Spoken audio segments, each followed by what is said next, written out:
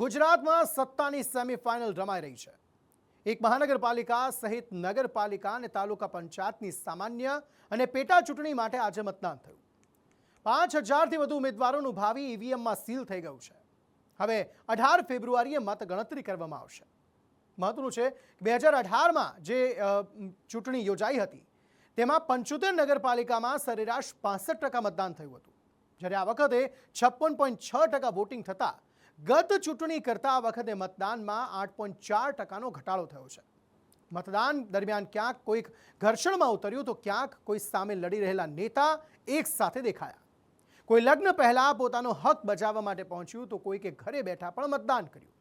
આ મતદાનના દિવસે જુદા જુદા રંગો દેખાયા। જોકે આ રંગો લિટમસ પેપર પર કેવા દેખાશે, જોઈએ આ સ્પેશિયલ રિપોર્ટ। ગુજરાતમાં સ્થાનિક સ્વરાજની ચૂંટણીનું આજે મતદાન થયું છે, જેને કેટલાક લોકો 2027ના ફાઇનલ પહેલાની સેમીફાઇનલ ગણાવી રહ્યા છે, જેના કારણે આ લિટમસ ટેસ્ટ પર સૌ કોઈ નજર લગાવીને બેઠા છે।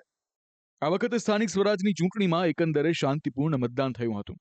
સાંજના 6 વાગ્યા સુધીના આંકડા મુજબ જૂનાગઢ મહાનગરપાલિકામાં 40% મતદાન, 66 નગરપાલિકાઓ માટે સરેરાશ 57% મતદાન, જ્યારે 3 તાલુકા પંચાયતમાં સરેરાશ 61.23% મતદાન થયું।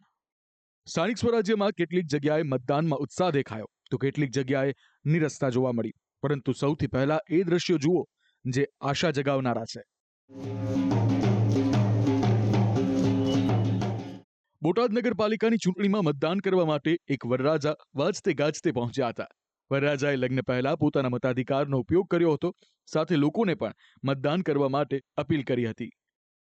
તો આવી જ રીતે ભરૂચના આછોડના કેરવાડા ગામે અને દાહોદના લીમખેડામાં દુલ્હને લગ્નના 7 ફેરા પહેલા મતદાન કર્યું હતું। આ બધા વચ્ચે રાજકોટના જેતપુરમાં એક વૃદ્ધ ગાંધી વેશમાં પ્લે કાર્ડ લઈને મતદાનની જાગૃતિ માટે સંદેશો આપતા દેખાયા, જેઓ કહી રહ્યા છે કે મતદાન દરેક નાગરિકની ફરજ છે।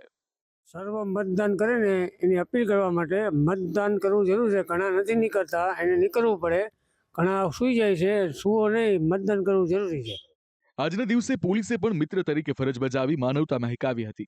કેટલાક મતદાન મથક પર ફરજ બજાવતા પોલીસ કર્મચારીઓએ વૃદ્ધ, અશક્ત અને દિવ્યાંગ મતદારોને મદદ કરી હતી અને પોલીસ સાચા અર્થમાં પ્રજાની મિત્ર બની હતી। સ્થાનિક સ્વરાજની ચૂંટણી માટે નેતાઓએ પણ પરિવાર સાથે મતદાન કર્યું હતું।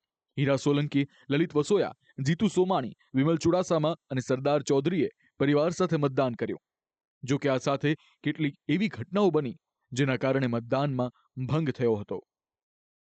મતદાનના દિવસે ઈવીએમ ખોટકાય નહીં અને હોબાળો થાય તેવું પણ બને નહીં। આજે પણ કેટલાક સ્થળોએ ઈવીએમ ખોટકાતા હોબાળો થયો હતો, તો કેટલીક જગ્યા પર ચૂંટણી અને દારૂનું કોમ્બિનેશન પણ દેખાયું।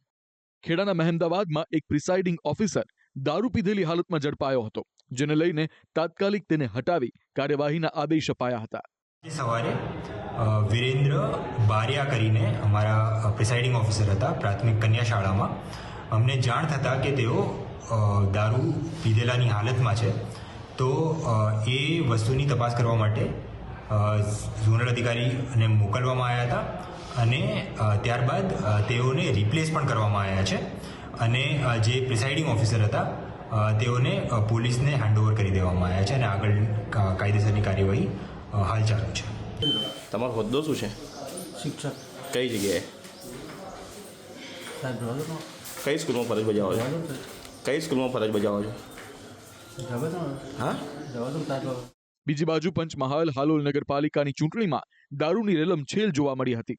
હાલોલ નગરપાલિકાના વોર્ડ નંબર 1ના અપક્ષ ઉમેદવાર મુક્તિ જાદવે સ્થાનિક ભાજપ નેતા પર દારૂ વહેંચવાનો આરોપ લગાવ્યો છે। ભાજપના કોઈ હોદ્દા ઉપર છે હાલોલ શહેરના, એ નીતેશ પટેલ દારૂની બોટલો હાથમાં લઈ અને દારૂ વેચવા માટે બહાર નીકળતા હતા ને એટલામાં જ અમે લોકો ત્યાં પહોંચી ગયા। અમને જોઈને મૂકી દીધી બોટલો અને એ સીધા બહાર નીકળી ગયા। એની સાથે બીજા 2 લોકો હતા, સૌરભ ત્રિવેદી કરીને કોઈ છોકરો છે આઈ થિંક, અને બીજો બી એક છોકરો હતો જેનું મને નામ નથી ખબર। અમને જોઈ અને એ લોકો સીધા નીકળી ગયા। આવો આરોપ મહીસાગર બાલાસિનોર પાલિકાના કોંગ્રેસ ઉમેદવારે પણ લગાવ્યો છે। વોર્ડ નંબર 2ના ઉમેદવાર ચિરાગ ભટ્ટ અને અરવિંદ મહેરા ઝડપાયા। પોલીસે તેમની એક્ટિવાની ડેકીમાંથી દારૂના ક્વોટર જપ્ત કર્યા। મતદાનના દિવસે પણ નેતાઓ અને કાર્યકરો સામે આવી જતા હોય છે। તેવામાં મહીસાગર લુણાવાડાની ચૂંટણીમાં ભાજપ કોંગ્રેસના નેતાઓ એક સાથે જોવા મળ્યા હતા।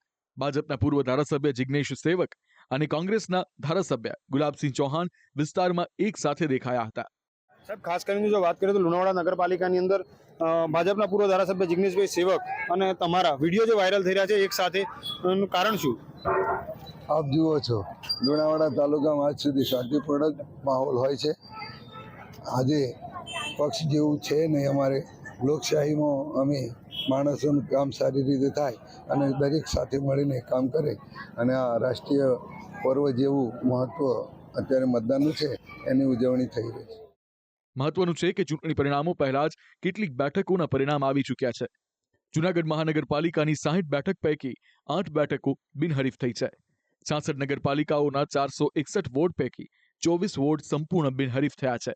બોટાદ અને વાંકાનેર નગરપાલિકાની મધ્ય સત્ર ચૂંટણીની 72માંથી 23 બેઠકો બિનહરીફ થઈ છે. મહત્વનું છે કે આ સ્થાનિક સ્વરાજની ચૂંટણી મહત્વપૂર્ણ એટલા માટે બની છે કે આ ચૂંટણીના પરિણામો ગામડાઓનો મિજાજ બતાવશે.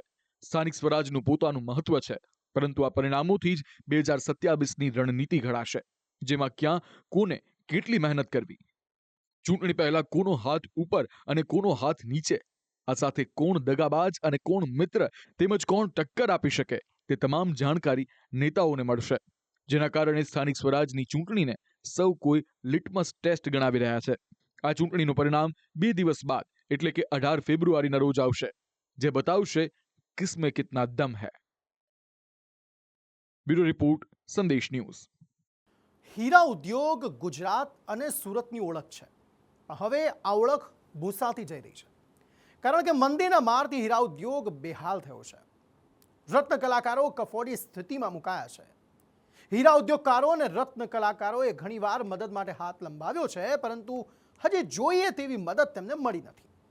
હીરા ઉદ્યોગકાર અને સુરત ડાયમંડ બોર્ડ્સના ચેરમેન એવા સાંસદ ગોવિંદ ધોળકિયાએ સંસદમાં પણ સહાય માટે વિશેષ બોર્ડ બનાવવાની માંગ મૂકી.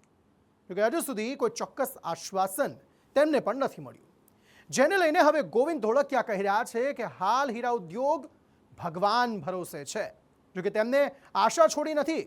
જેઓ હજી કહી રહ્યા છે કે આપણે આશા રાખીએ, પણ હીરા ઉદ્યોગની સ્થિતિ જોતા હવે સંસદમાં પણ તેના મંદીની ગૂંજ સંભળાઈ રહી છે. પોતાની ચડકાટને આકર્ષણ બનાવી સૌ કોઈને પ્રિય થયેલા હીરા હાલ ભયંકર મંદીનો માર સહન કરી રહ્યા છે.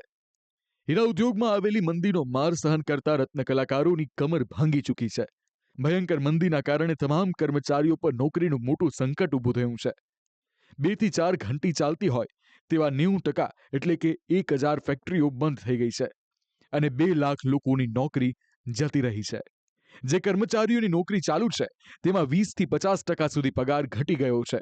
અને આ બધા કારણોને લીધે 1 વર્ષમાં જ સુરતમાં 45 રત્ન કલાકારોએ આપઘાત કરી લીધો હોવાનો ડાયમંડ વર્કર યુનિયનનો દાવો છે.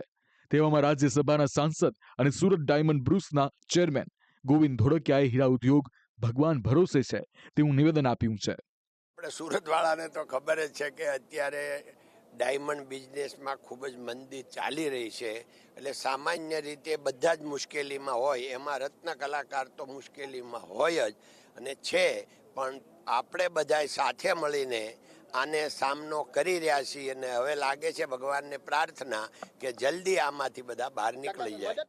ગોવિંદ ધોળકિયા કહી રહ્યા છે કે આપણે સરકારને મદદ માટે રજૂઆત કરી છે, પણ હજી કોઈ બાહેંધરી કે મદદ મળી નથી.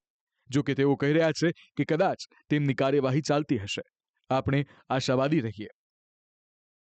હવે આમાં મદદની વાત એ છે કે આપણે રજૂઆત કરી છે, હજી ત્યાંથી કોઈ રિપ્લાય નથી આવ્યો કે હવે અમે આ મદદ સરકારશ્રીએ શરૂ કરી છે, અત્યારે એની કાર્યવાહી ચાલતી છે, એમ આપણે આશાવાદી રહીએ. હીરા ઉદ્યોગમાં ચાલી રહેલી મંદીને લઈને ગુજરાતના સત્તા પક્ષના સાંસદ હોય કે વિપક્ષના સાંસદ સૌ કોઈ પોતપોતાની રીતે રજૂઆત કરી રહ્યા છે. 2 દિવસ પહેલા ભાજપના સાંસદ પરસોત્તમ રૂપાલાએ લોકસભામાં હીરા ઉદ્યોગની મંદીનો ઉલ્લેખ કરી રત્ન કલાકારોના બાળકોના શિક્ષણ અને રત્ન કલાકારોને સ્વાસ્થ્યની ચિંતા કરી હતી. अभी वर्तमान में डायमंड सिटी में डायमंड में जो मंदी चल रही है, उस मंदी के वजह से उनमें काम करने वाले, मजदूरी करने वाले कारीगरों का बड़ा खस्ता हाल हो रहा है. मेरी आपके माध्यम से सरकार से गुजारिश है कि राज्य सरकार के साथ मिलकर उन कामदारों के बच्चों की पढ़ाई न रुक जाए। मंदी की वजह से उनके बच्चों को फीस भरने की दिक्कत आ रही है, उनका शारीरिक शैक्षणिक वर्ष ना बिगड़े, उसकी कोई व्यवस्था की जाए और उसको आरोग्य के लिए सुविधा मुहैया कराने का काम हो, ऐसा मेरा आपके माध्यम से सरकार को अनुरोध है। આમ હાલ છેલ્લા અમુક સમયથી હીરા ઉદ્યોગની મંદીની ગૂંજ સંસદમાં પણ સંભળાઈ રહી છે. મદદ માટે રજૂઆતો કરવામાં આવી છે, પરંતુ હજી કોઈ યોગ્ય મદદ ન મળ્યાનું હીરા ઉદ્યોગકારો કહી રહ્યા છે. બીજી બાજુ મંદીના મારથી રત્ન કલાકારોની સ્થિતિ વિકટ બની છે. જોકે હીરા ઉદ્યોગકારો આશાવાદ રાખી રહ્યા છે કે સરકાર મદદનો હાથ લંબાવશે. બ્યુરો રિપોર્ટ, સંદેશ ન્યૂઝ.